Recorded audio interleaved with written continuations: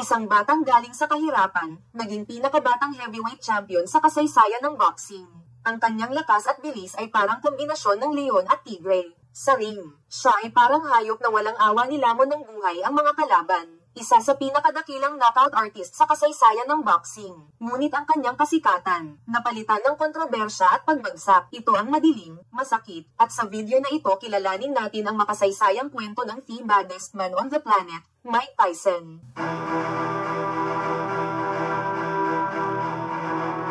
Noong June 30, 1966, isinilang si Michael Gerard Tyson sa Brooklyn, New York. Lumaki siya sa isang mahirap at magulong komunidad kung saan karaniwan na ang gulo at krimen. Dahil sa bullying at kahirapan, natuto siyang lumaban sa kalsada. Bata pa lang si Tyson, kilala na siya bilang isang street fighter. Pero sa maling landas siya napunta na sangkot sa gang at higit 30 beses siyang naaresto bago mag 13 years old. Ngunit dito siya nakilala ng isang mentor na magbabago sa buhay niya, ang legendary trainer na si Cus D'Amato. Si Cus ang tumayong tatay, guro, at inspirasyon ni Tyson. Tinuruan siya ng disiplina, respeto, at taktikang magpapasikat sa kanya bilang isa sa pinakadakilang knockout artist sa kasaysayan ng boxing.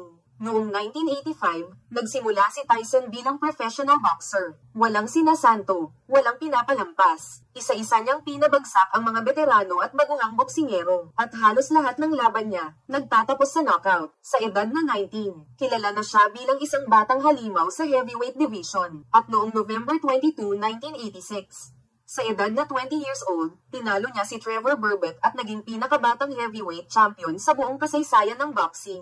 Ang kanyang lakas at bilis ay parang kombinasyon ng leon at tigre. Sa ring siya ay parang hayop na walang awa nilamon ng buhay ang mga kalaban. Tinawag siyang Iron Mike Tyson at the baddest man on the planet dahil halos lahat ng makaharap niya hindi nakakatagal ng 5 round. Mula 1986 hanggang 1989, si Tyson ang hari ng heavyweight division. Pinagsama-sama niya ang lahat ng titulo at naging undisputed heavyweight champion. Walang makalaban sa kanyang bilis at brutal na suntok. Ngunit habang siya'y umaangat, unti-unti ring nagbabago ang kanyang mundo. Ang dating disiplinadong bata sa ilalim ni Cus D'Amato ay natutong malulong sa luho, kasikatan, at maling impluensya. At lalo pang lumala nang pumanaw si Cus D'Amato noong 1985, bago pa man siya maging champion. Ang kanyang gabay at ama sa boxing, nawala sa kanyang tabi. February 11, 1990 ang araw na bumagsak ang alamat. Sa Tokyo, Japan, nakaharap niya si James Buster Douglas. Sa mata ng lahat, siguradong panalo na si Tyson. Pero ang lahat ay nagulat. Sa round 10, bumagsak si Tyson sa lona. Ito ang tinaguriang the biggest upset in boxing history. Kasunod ng pagkatalong iyon,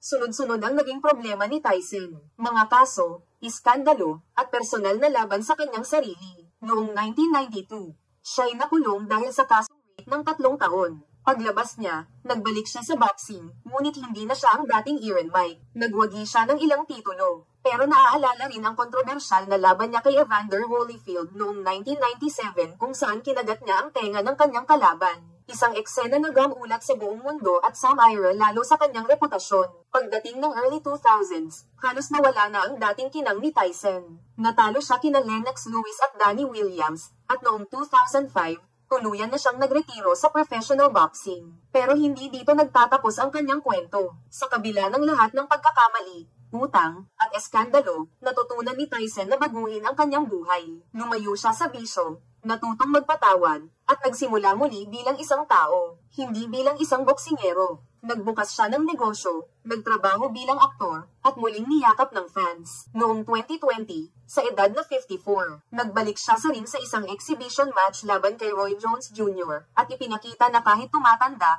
nananatili pa rin siyang Iron Mike. Ngayon, si Mike Tyson ay hindi lamang isang dating champion. Siya ay isang alamat, isang trahedya, at isang inspirasyon. Mula sa isang batang walang direksyon sa buhay, naging pinakabatang heavyweight champion. Mula sa pinakamataas na tagumpay, bumagsak sa pinakamababang yugto ng kanyang buhay. At mula sa lahat ng iyon natutunan niyang bumangon muli. Si Mike Tyson ay nagpapaalala sa atin na kahit ang pinakamalakas na tao sa mundo, may kahinaan.